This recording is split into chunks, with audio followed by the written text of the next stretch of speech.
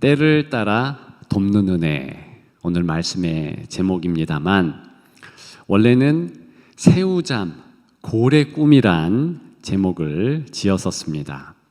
새우처럼 불편하고 또 웅크리며 그런 모양새로 잘 수밖에 없어도 고래 꿈, 즉 큰 꿈, 더 정확하게 말씀을 드리면 하나님 나라의 소망과 비전과 꿈을 가지고 산 그런 사도 요한을 가장 적절하게 표현한 것 같아서 그렇게 붙이고 싶었습니다. 사도 요한을 잘 아시죠? 예수님의 제자 가운데 제일 오래 산 그런 제자입니다. 그런데 오래 살았다고 해서 부귀영화를 누린 것이 아니었습니다. 오히려 더 불편하고 더 힘들고 더 어렵게 환난과 핍박 가운데서 살았다는 것입니다. 오래 살았기 때문에 고통, 고난을 더 받았다. 이것이 성경의 정황입니다. 요즘 장수에 대하여서, 오래 사는 삶에 대하여서 부정적인 시각, 부정적인 인식이 많습니다. 제가 볼 때는 사도 요한에게 그렇게 적용해야 된다. 왜냐? 적어도 외면적으로 보면은요, 그는 참 힘들었거든요. 어려웠거든요. 그러나 또 한편으로 그 내면을 보고 자세히 관찰해 보면 때를 따라 돕는 은혜가 분명 사도 요한에게 있었다는 것입니다. 그래서 문제 많은 에베소 교회의 감독직도, 잠 못 이루는 반모섭의 유배도, 나약해져 가는 몸의 건강 문제도 다 감당할 수 있었습니다. 요즘 새벽에 제가 기도할 때마다 하나님 아버지께서는 때를 따라 돕는 은혜라는 어구가 입가에 맴돌게 하셨습니다. 마음에 새겨지게 하셨습니다.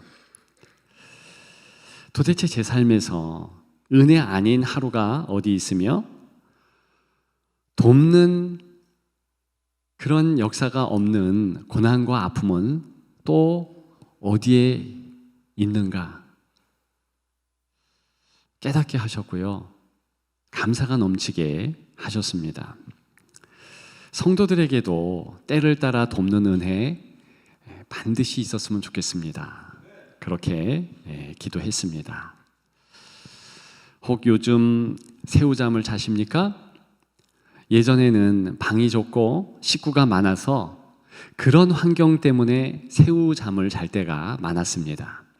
지금은 그런 환경은 아니지만 마음을 짓누르는 걱정이나 근심, 낭망 때문에 자리를 뒤척이며 새우잠을 잘 때가 많다는 것입니다. 그럴 때 어떻게 해야 되는가? 은혜를 확인하십시오. 하늘을 가르고 쏟아지는 한량없는 그 하나님의 은혜를 놓치지 마십시오. 만일 그 은혜가 만져지고 느껴진다면 곧 입가에 미소가 피어날 것입니다. 손을 들고 할렐루야 감격할 것입니다. 오늘 본문은 무척 짧지요? 주목해 보니 제자가 이 사람이라 그런 말이 있습니다.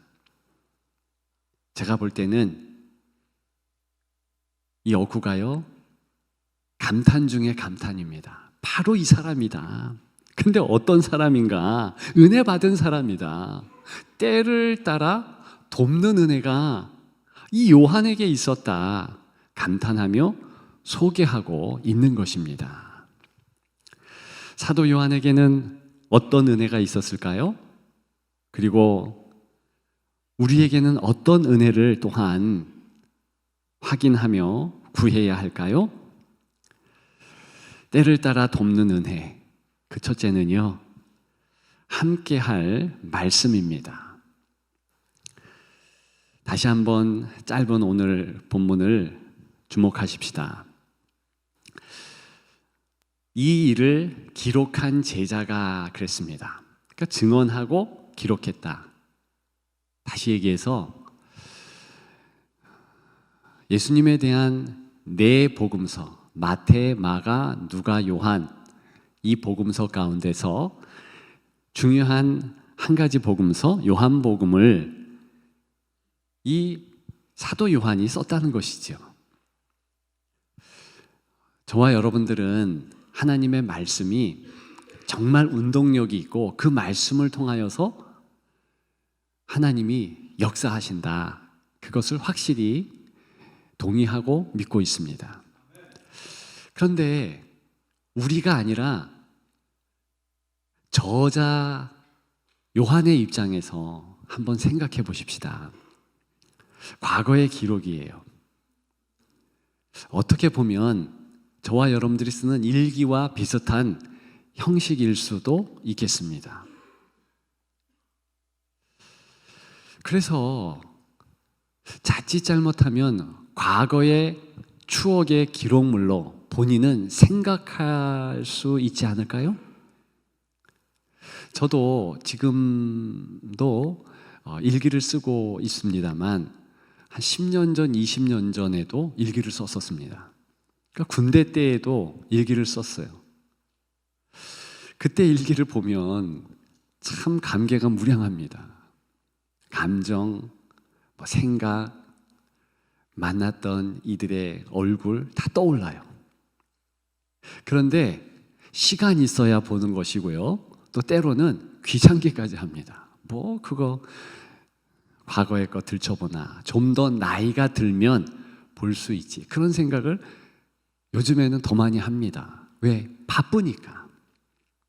그러면 사도 요한 또한 그런 식으로 자신이 쓴 요한복음을 생각했을까요? 아니지요. 결론적으로 말씀드리면 절대 아니지요. 그는요, 자기가 쓴 책이라고 생각하지 않았습니다. 자기 손을 들어 성령 하나님께서 기록해 한 말씀이라고 여겼습니다. 그러니까 다른 복음서 똑같이, 구약 성경 똑같이 이 말씀이 능력이 있다는 믿었고요. 실제로 그 말씀을 마음에 새기는 매일매일을 살았다는 것입니다. 독일의 철학자 칼 야스퍼스라는 이가 있습니다.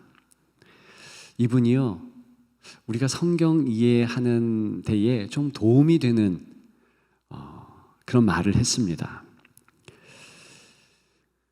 기원전 500년을 전후한 시기에 탁월한 몇 사람들을 세웠다는 거예요. 그 사람 표현은 세웠다는 것이 아니라 이렇게 쏟아놨다. 근데 그들의 통찰로 인하여서 온 시대에 모든 인류는 그들의 생각을 축으로 해서 생각을 하며 또 그렇게 철학과 사상이 발달되었다. 그러면서 이 사람은 한 걸음 더 나아가서 현대의 지혜가 발달되느냐? 그렇지 않다. 그렇게 일갈했습니다. 그러니까 우리가 대충 생각할 때는 지혜도 발전이 있겠지. 그런데 그렇지 않다는 거예요. 그 사람은 그렇게 이야기했습니다. 그러면서 그 타고난 사람들이 누구인가? 또 내 지역은 어디인가? 지역 네 곳에서 그렇게 그들이 이제 나타났다고 보는데요. 첫 지역은 중동 지역입니다. 예레미야, 에스겔. 두 번째 지역은 중국의 공자와 노자입니다. 세 번째 지역은 이제 인도의 석가모니지요. 네 번째 지역은 소크라테스, 플라톤, 아리스토텔레스의 이제 그리스죠. 그러면서 그 시대 자체를 축의 시대, 기준점의 시대라 명명했습니다. 그러니까 그 시대에 그들의 통찰이 모든 시대의 모든 인류를 묶었다는 거예요. 그들의 범주를 벗어날 수가 없었다는 거예요. 동의합니다. 정말 맞는 말이라고 저는 확신합니다. 그런데 그것마저도 성경을 이해하기 위한 장치였다고 저는 생각하는 거죠. 왜냐하면 에스겔과 예레미야가 기원전 500년 그때 주장한 것이 하나님 나라예요. 언제 하나님 나라에 대한 것이 완성이 되는가? 기원의 당사자가 되신 예수 그리스도, 그분이 이 땅에 오셔서 메시아로서 모든 마침점이 되어주시고, 그분에 대하여서 오늘 본문을 쓴 이제 사도 요한이 요한계시록까지 지표를 딱 끝냈을 때, 그리고 정말 그 하나님의 말씀을 통하여서 모든 성도들뿐만이 아니라 이 땅의 모든 인생들이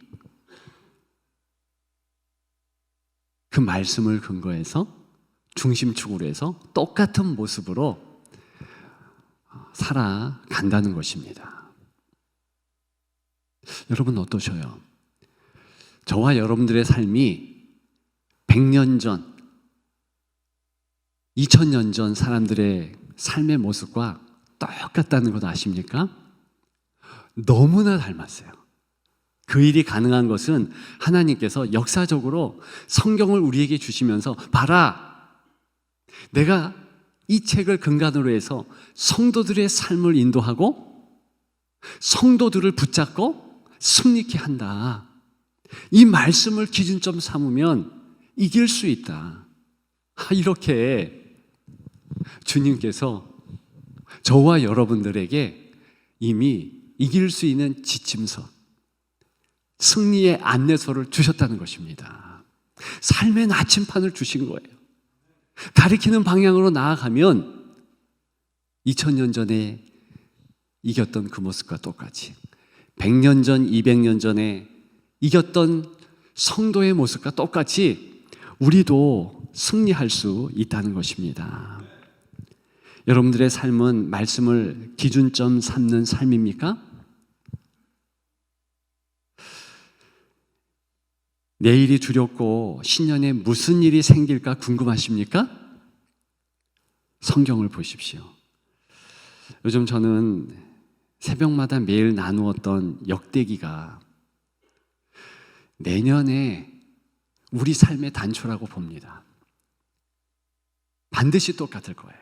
승리의 모습, 유혹받는 모습 똑같을 것입니다. 따라서 하나님의 말씀을 마음에 새기고 매일매일 그 말씀을 기억하고 그 말씀이 제시하는 것으로 나아가면 승리하는 것이지요. 비록 자신이 쓴 요한복음이지만 하나님의 역사가 여기에 있다. 하나님이 이 말씀을 근거로 해서 나를 주장하신다. 그렇게 믿었던 사도 요한 또한 아무리 나이가 들고 아무리 힘이 없고 아무리 환난이 있어도 넉넉히 이긴 줄 믿습니다. 네, 맞습니다. 함께 한 말씀이 아니라 앞으로도 함께 할 말씀, 그 말씀이 우리에게 힘이 되는 거예요. 제가 좋아하는 말씀에 관한 찬송가가 몇 곡 있습니다. 그 첫째 곡은 여러분들도 잘 아시는 나의 사랑하는 책 비록 헤어졌으나 어머니의 무릎 위에 앉아서. 그리고 또 다른 곡은 이거예요. 내 평생에 듣던 말씀, 내 평생에 듣던 말씀 또 들려주시오. 또 들려주시오. 이렇게 끝나는 말씀, 이렇게 끝나는 찬송가. 여러분, 두 찬송가의 공통점은 뭡니까? 아니, 무슨 말씀이 해지도록 그렇게 볼 수 있나요? 듣고 떠들었는데 평생에 듣던 반복적인 그 말씀을 왜 또 우리가 들어야 되나요? 우리 삶의 지침이 되기 때문에. 오늘도 그 말씀을 붙잡고 나아가면 승리는 어제 끝난 게 아니고 오늘도 ING 계속되며 내일도 이기는 것입니다. 꼭 기억하십시오. 함께 할 말씀이 바로 때를 따라 돕는 은혜의 원천이다. 기억하는 여러분들 되시기를 축복합니다. 두 번째, 때를 따라 돕는 은혜, 함께 할 사람입니다. 함께 할 사람. 다시 한번 24절 하반절에 있는 우리라고 말하는 사람들에게 주목하고 싶습니다. 우리는 그의 증언이 참된 줄 아노라. 성경학자들은 보통 21장을 추가시킨 사람들이 바로 우리라는 무명의 사람들이라는 것이지요. 그래서 20장까지는 사도 요한이 예수님에 대하여서 쭉 기록했다면 21장은 같은 공동체에 소속되어 있는 그런 가까운 이들이 코멘트 했다는 것이죠. 그래서 놀라운 것은 오히려 이렇게 해서 요한복음의 권위가 당시에는 더 높았다는 것입니다. 어떤 시사점을 줄까요? 하나님의 일은 혼자 되지 않으며 반드시 함께 한다는 것입니다. 정말 성경만 생각해 보십시오. 얼마나 많은 시대에 성경이 기록됐고 얼마나 많은 사람들의 손을 빌어서 성경이 역시 기록되었습니까? 저는 그것도 좋다고 생각해요. 탁월한 한 사람을 기록자로 세우는 것이지요. 그리고 정확하고 틀림없는 필체, 지식, 그것 가지고서 세계를, 모든 시대를 관통하는 그런 성경을 쓰게 하는 것입니다. 그것도 좋지 않습니까? 저는 그것도 나쁘지 않다고 생각해요. 그런데 하나님께서는 왜 많은 이들, 오늘 요한복음만 보더라도 이렇게 마무리하는 21장에 우리가 그의 말을 증언하노라 하면서 이 복수, 다수의 무명의 사람들이 돕는 이로 출연하게 하셨는가요? 하나님의 일하시는 스타일이요, 방법입니다. 하나님은요, 함께 일하도록 하십니다. 때로는 혼자 일할 때 잘할 수도 있지만 많은 부분 지칠 수 있거든요. 엘리야를 보십시오. 하나님께 무슨 말을 합니까? 나 혼자뿐입니다. 외롭습니다. 힘듭니다. 이렇게 독백하는 그 엘리야에게 하나님은 야야 7,000명 남겨두었다. 너를 위하여 기도하는 이들이 7,000명이나 된다. 그 말씀하셨어요. 그러면서 제자 엘리사를 붙여주셨고요. 또한 사르밧 과부를 통해서 먹을 것을 해결받도록 하셨습니다. 너무나 많은 예가 성경에 있지요. 다윗에게는요, 가장 힘들고 어려울 때 어떻게 돕는 은혜를 하나님이 주셨습니까? 아둘람 굴을 통하여서 600명의 용사를 붙여주셨어요. 기드온에게는 300명의 용사. 그렇게 하나님은 일하십니다. 이 시대에도 마찬가지예요. 여러분 힘드십니까? 그렇다면 돕는 일을 붙여주세요. 도와주세요. 보내주세요. 그렇게 기도하십시오. 교회의 자랑은요, 얼마나 많은 성도가 출석하는가, 헌금이 얼마나 많이 매주마다 나오고 있는가, 거기에 있지 않습니다. 물론 그 부분도 중요하겠지요. 근데 그것이 아니라 얼마나 많은 이들이 서로를 위하여서 기도하는가, 얼마나 많은 성도가 봉사자로 헌신하고 있는가. 화려하고 조명받는 일은 아니지만 보이지 않는 곳에서 마음을 다하여서 봉사하고 섬기는 이들이 몇 명이나 되는가, 이게 중요한 것 아니겠습니까? 제가 예전에 전에 교회에 있을 때 교회에서 은사배치위원회라는 것을 섬긴 적이 있습니다. 그건 뭐냐면 성도들을 이렇게 이제 각종 은사를 분류해서 당신은 일로 가시오, 이렇게 봉사하시오, 뭐 그러는 거예요. 그러면서 샘플되는 교회들이 있는데요, 그 가운데 지금도 생각나는 것이 윌로크릭, 미국의 한 교회입니다. 근데 이 교회는요, 10,000명이 출석하면요 7,000명에서 8,000명이 봉사하는 거예요. 세미나 하나를 할 때 5,000명이 달라듭니다. 저는 제가 실제로 그 교회에 하는 일들을 분류해 보았지만, 야, 어떻게 한 세미나를 하면서 5,000명이 필요할 정도로 세분화해서 그렇게 일을 분류할 수 있는가, 그게 굉장히 의아했습니다. 근데 실제로 하나님이 원하시는 교회에 일하는 방법은요, 혼자 하는 게 아니고, 그것도 탁월한 한 사람이 리드하는 것이 아니라 같이 하는 거예요. 그래서 모세도 함께 일하지 않았습니까? 모든 주의 종들이 그렇게 같이 나아갔어요. 그래서 제가 요즘에 제 마음의 템포를 좀 늦춥니다. 야, 교회가 이렇게 되었으면 좋겠다. 내년에 이러이러한 일들을 했으면 좋겠다. 막 마음이 분주한 거예요.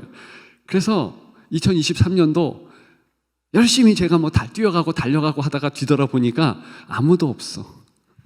왜? 성경 읽기도 혼자만 열심히 하는 것 같고, 이런 마음이 드는 거예요. 아이고, 하나님 잘못했습니다. 제가 나름 회개했습니다. 왜냐? 교회는 같이 가는 거예요. 같이. 더뎌도 템포를 느리게 하고, 그러면서 같이 손을 잡고 같이 나아가는 것입니다. 저는 2024년 예배에 대한 소망이 있어요. 우리 성도들이 예배 드리는 일에만큼은 성공했으면 좋겠다. 새벽을 깨우는 성도, 아침부터 예배 드리는 성도가 되었으면 좋겠고, 적어도 주일, 그 성수뿐만이 아니라 수요일, 금요일에 마음을 다해서 예배 드릴 수 있는 이들이 되었으면 좋겠다.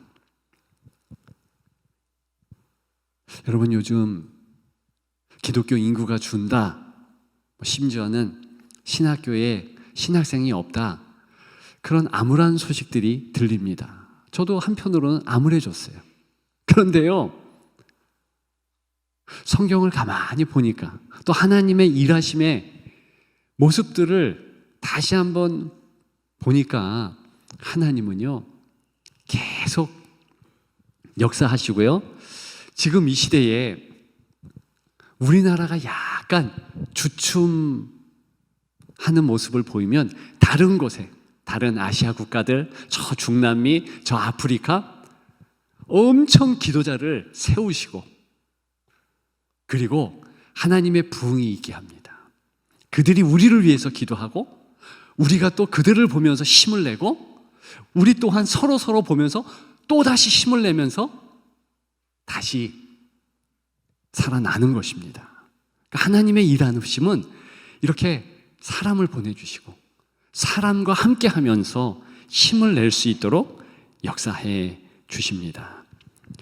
여러분, 그래서 내년에는 함께 하십시다.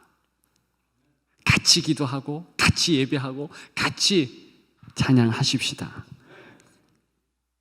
함께할 사람이 하나님이 예비한 은혜의 가장 큰 방편임을 기억하며 그렇게 손을 잡고 나아가는 우리 모두가 되기를 주님의 이름으로 축복합니다. 마지막 세 번째, 때를 따라 돕는 은혜, 함께할 공동체, 교회입니다. 자, 오늘 본문을 보게 되면은요, 이 일들을 증언하고 이 일들을 기록했다. 말씀이 있지요. 이 사람 사도 요한입니다. 우리 다른 성도들입니다. 지금 사람들이 있어요. 자, 이 모습이 교회의 모습입니까? 예, 맞다고 대답하고 싶지만 약간 뭔가 어색하고 빠진 것 같은 느낌을 지울 수가 없습니다. 예, 빠졌죠. 교회는 물론 사람들이 모인 모임이 맞습니다. 그런데 사람들만 그렇게 모였다면 사교 모임이나 친교 단체와 다름이 없을 것입니다. 성경 말씀이 중요한 것은 그 말씀을 기초로 살아계신 하나님이 역사하기 때문이고요. 교회의 사람이 중요한 것은 그 사람 통해 일하고 성도가 함께 할 때 역사하시는 성령 하나님께서 운행하시니까, 그래서 사람도 중요하고 성도 모임도 중요한 거 아닙니까? 즉, 교회는요, 역사하시는 성령 하나님의 영적 모임, 영적 공동체라는 것입니다. 그러니까 핵심은 성령 하나님이시죠. 요즘에 교회에 대한 잘못된 이해 한 가지가 있습니다. 코로나가 끝나면서 워낙 이제 따로따로 예배를 드리다 보니까 뭘 강조했냐면 우리가 교회다, 내가 교회다. 그거 분명히 맞습니다. 요즘에 역대기를 통해서 우리가 성전에 대하여서, 우리가 어떻게 교회인가에 대하여서 이렇게 쭉 나누었는데 결론은 그거예요. 우리 자신이 움직이는 교회. 맞아요. 그런데 그렇게 해서 결론 맺고 끝! 안 돼요. 왜 그러냐 하면 주 예수 그리스도께서 말씀하신 교회에 다른 큰 부분이 있기 때문에 그렇습니다. 처음부터 예수님은 교회를 말씀해 주실 때 복수형으로, 공동체로 말씀해 주셨습니다. 그래서 교회라는 헬라어 에클레시아라는 단어도요, 차용하면서부터 그리스의 한 모임, 적어도 20명, 30명이 모인 복수형의 공동체를 말하는 그 단어를 따왔어요. 예수님의 제자, 오늘 본문의 사도 요한도 마찬가지, 모든 제자들이 다 그 단어를 복수형으로 사용했습니다. 다시 얘기해서 저와 여러분들이 따로따로 교회인 것은 맞지만 반드시 함께하는 몸된 교회에 소속되어야 된다는 것입니다. 예수님은 교회를 내 몸이다 그랬어요. 또 한 가지는 교회는 또한 나의 신부다 그랬어요. 이게 굉장히 쉬운 개념입니다. 제가 어렵게 설명해서 그래요. 교회는요, 우리들이 이렇게 모이는 것이 기본인 거예요. 이 기본적인 모임에서 예배드리고 그 다음에 흩어져서 일정 기간 따로 있을 수 있지만 반드시 모이는 것이 교회의 속성이고, 바로 모였을 때 한 사람 한 사람을 지체라고 하고 그 전체를 공동체, 교회라고 한다는 것입니다. 교회는 그리스도의 몸이라 직접 말씀을 예수님이 하셨는데, 내 몸이다 그렇게 선포하셨는데, 그렇다면 진짜 몸입니까? 아니죠. 몸으로 여기는 것뿐이지 예수님의 몸은 우리가 볼 수 없죠. 육안으로. 하나님 보좌 우편에 계시죠. 영으로 성령님 통하여서 우리 가운데 거하고 우리 마음에 좌정할 뿐입니다. 근데 예수님이 내 몸이 교회다라고 말씀하신 이유가 있어요. 진짜 예수님의 몸처럼 보이는 실체를 우리에게 만져지게, 느껴지게, 보여지게 하셨다는 것입니다. 그게 교회예요. 그래서 우리가 이런 모임 같이 예배 공동체로 모일 때마다 반드시 기억해야 될 것이 예수님을 사랑하듯이 이 공동체를 사랑한다는 것입니다. 우리는 예수님을 사랑한다는 고백을 해요. 그런데 쉽게 교회 내에 사람들을 판단합니다. 부정적으로 말들을 합니다. 아무개 집사는 어때? 아무개 권사는 어때? 이러면서 그렇게 지체된 한 사람 한 사람을 평가절하하고 부정적으로 말을 합니다. 여러분, 성도 흉보지 마십시오. 그게 몸된 교회를 해치는 일이에요.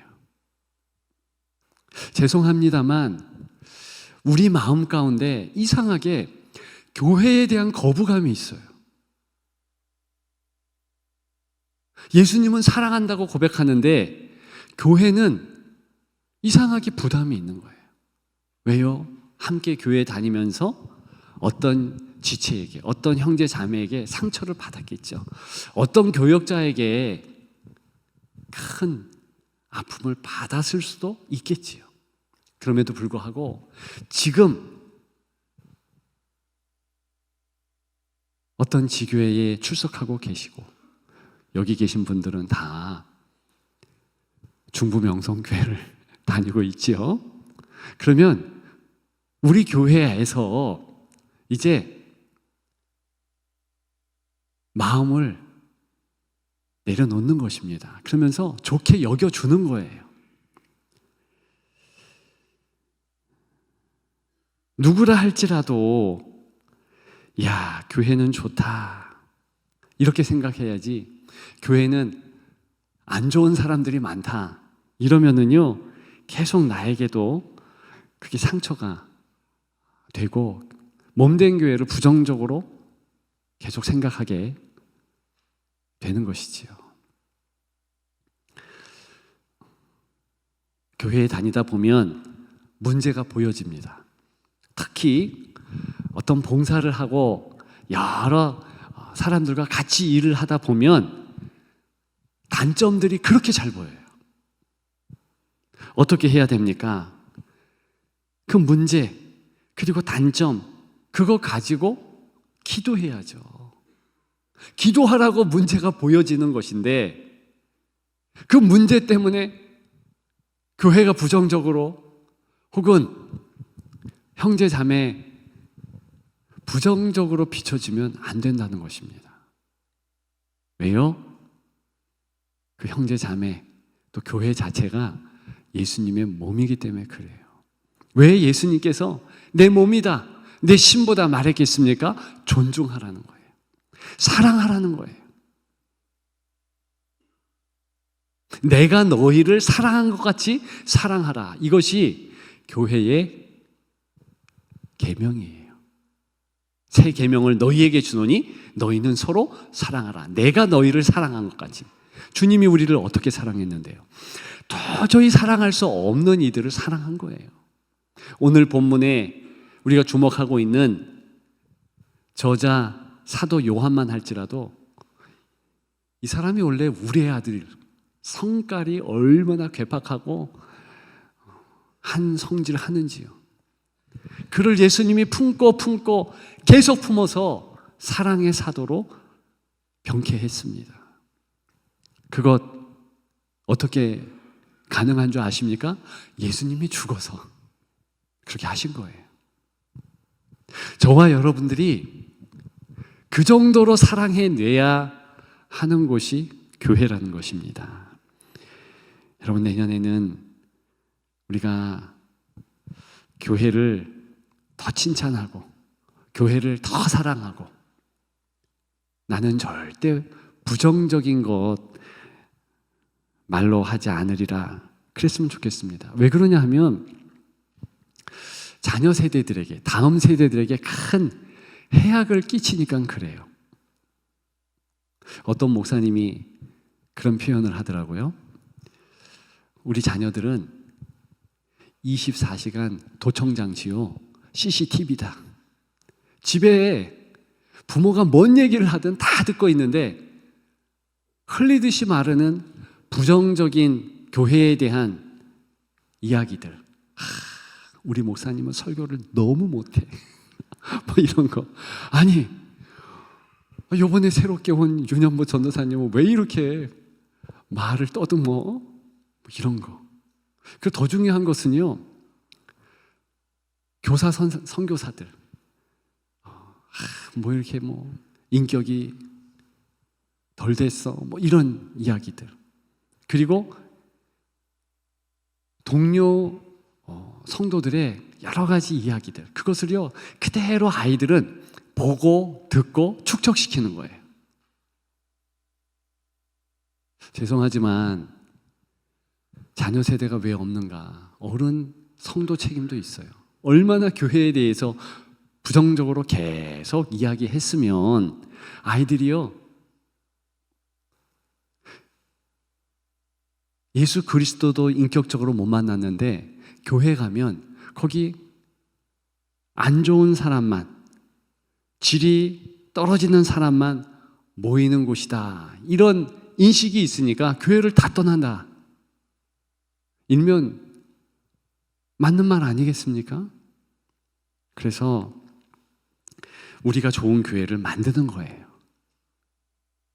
여러분들은 잘하고 계시지만 더 우리 말 조심하십시다.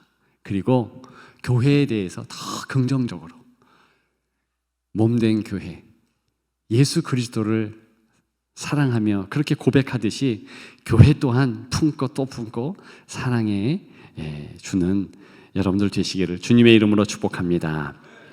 이제 신년입니다. 내년을 계획하고 기도할 때입니다. 영국의 위대한 문호 셰익스피어는 이런 말을 했습니다. 사람은 계획을 세우지만 그것을 완성시키는 것은 하나님의 능력, 하나님의 힘이다. 100번 옳은 말이죠. 하나님이 인도하십니다. 하나님의 때를 따라 돕는 은혜가 우리를 붙잡고 역사합니다. 그것을 꼭 기억하시고 2024년도도 그렇게 하나님의 풍성한 은혜 가운데서 승리한다, 선포하며 나아가는 여러분들 되시기를 주님의 이름으로 축복합니다.